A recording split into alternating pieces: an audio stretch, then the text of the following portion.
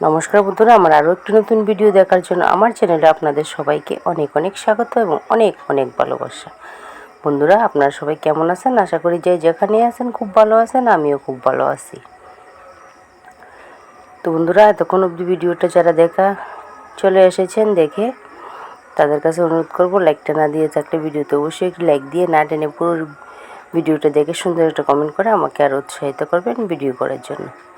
এদিকে আমি কড়াইয়ে বসিয়ে দিলাম। কড়াইয়ের মধ্যে শুকনো লঙ্কা পাঁচফোড়ন দিয়ে কিছু মুসুরি ডাল আগে থেকে ধুয়ে রেখেছিলাম, সেই ডালগুলো আমি দিয়ে কিছুক্ষণ তেলের মধ্যে ভেজে তারপরে কিছু সবজি দিয়ে দেব।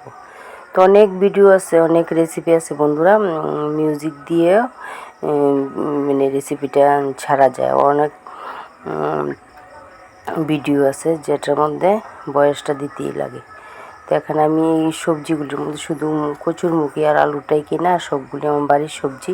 এখানে আছে লাউ ডাঁটা, পাতাগুলি দিয়ে শাক করেছি, বেগুন, তারপরে ঝিঙ্গে, তারপরে আছে লাউ যে রান্না করেছিলাম, লাউয়ের গলাটা ছিল সেই গলাটা, তারপরে আছে কচুরমুখী আর আলু, আর আছে চাল কুমড়োর ডাঁটা। তো চাল কুমড়ো পাতা আর লাউ পাতাগুলি আমি শাক করেছি একসাথে মিশিয়ে, আর লাউয়ের ডাঁটা চাল কুমড়ো ডাঁটাগুলো আমি এই নিরামিষ তরকারিটার মধ্যে দিয়ে দিয়েছি।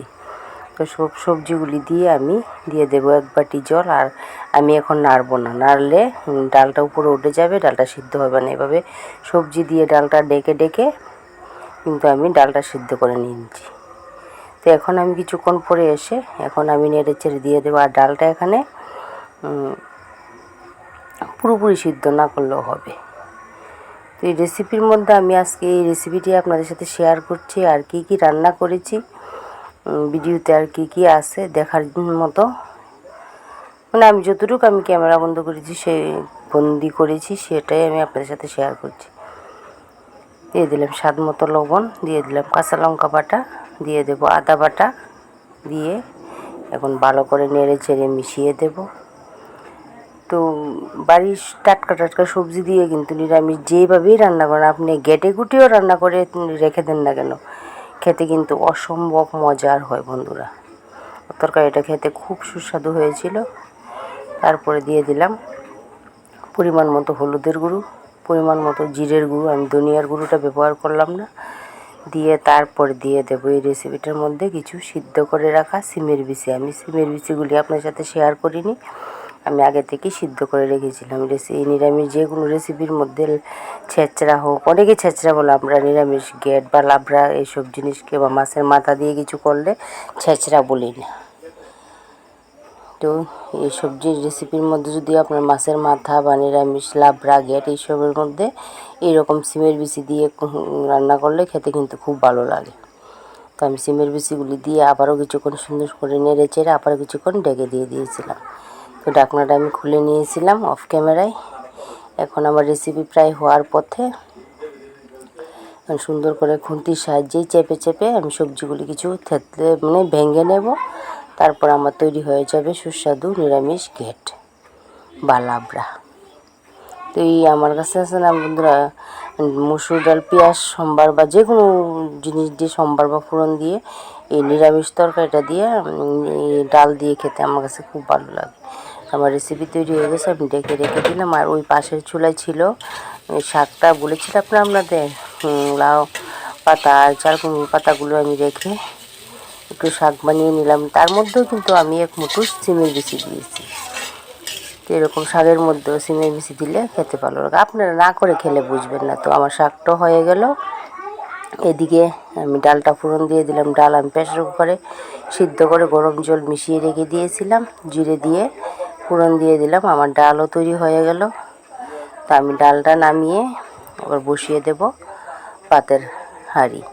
তো আমার এই ভিডিওটা আপনাদের কাছে কেমন লাগলো কমেন্ট করে অবশ্যই বলবেন। নতুন দর্শক হলে আমার ভিডিও দেখে যদি বেশি ভালো লাগে আমার চ্যানেলকে সাবস্ক্রাইব করে আমার পাশে থাকবেন।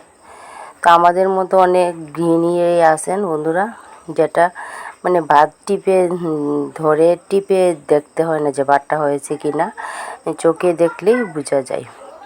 তো আমার মতো এরকম কারা কারা করেন অবশ্যই কমেন্ট করে বলবেন।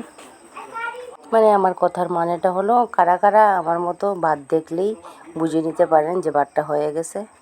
কমেন্ট করে বলবেন। ঠিক আছে বন্ধুরা, তো আমার ভাতটা হয়ে গেছে, মেয়ে ভাতের মাড়টা জড়িয়ে দিল।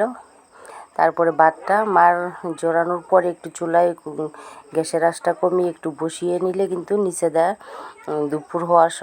দুপুর হতে হতে ভাতটা কিন্তু নিচে দেয়া ঘেমে উঠবে না আর ভিজা ভিজাও থাকবে না। তো এই টোটালি আমি কি কি রান্না করলাম আমি আবার দেখিয়ে দিচ্ছি, আপনাদের সাথে শেয়ার করছি এই টোটালি কী কী রান্না করছি। এখানে এসে জিরে ফোড়ন দিয়ে মসুর ডাল, না পাতলা না ঘন, এখন কদিন ধরে ভীষণ গরম পড়েছে, যে রৌদ্র উঠে বন্ধুরা, এই ভীষণ গরমের মধ্যে কিন্তু ঘন ডালটা ভালো লাগে না। আর এই যে চাল কুমড়ো পাতার আর লাউ পাতার শাকটা যে বলেছিলাম না, এক মুঠো সিমের পিসে দিয়ে দিয়েছিলাম শাকটা, আর এই হলো নিরামিষ তরকারিটা। এটা এই 3টা রেসিপি দিয়ে কিন্তু আমাদের দিন পার করে নিয়েছিলাম কালকে। তো তারপরে এখন আপনার দাদা আসলে তারপর আমরা 3জনে ভাত খাওয়া দাওয়া করে নেব, সকালের খাবার। আমরা তো রুটি এখন খাই না, আবার শীত পড়লে আবার রুটি খাওয়া শুরু করব। তো আপনার দাদা বাড়িতে চলে এসেছে, এদিকে মেয়েকে ভাত দিয়ে দিলাম। আর আগের দিনের একটু কচু শাক ছিল নিরামিষ, আপনার বুট, ছোলা বুট দিয়ে করেছিলাম, সেই শাকটা 3জনে একটু একটু নিয়ে নিলাম, শেষ হয়ে গেল। আর এদিকে দেখেন মেয়ে ছোট্ট একটা থালের মধ্যে অল্প কটা ভাত নিয়েছে আর ছোটো ছোটো গরস নিচ্ছে, কারণ শাক সবজি খালি খেতে ভালোবাসে না। রুটি দিয়ে যদি আবার সবজিটা দিতাম খেয়ে খুব ভালোবাসতো, আর শাকটাও বেশি পছন্দ করে না খেতে, কিন্তু আমার ভয়ে একটু খেয়ে নেয়, আমি বকা দিই যে। এদিকে আপনার দাদা প্রথমে কচু শাকটা দিয়ে খাচ্ছে, তারপরে লাউ পাতার আর চাল কুমড়ো পাতার শাকটা দিয়ে খাবে, তারপরে আমিও আপনার দাদাকে দিয়ে বসে গেলাম। তো ভিডিওটা এখানেই রাখলাম।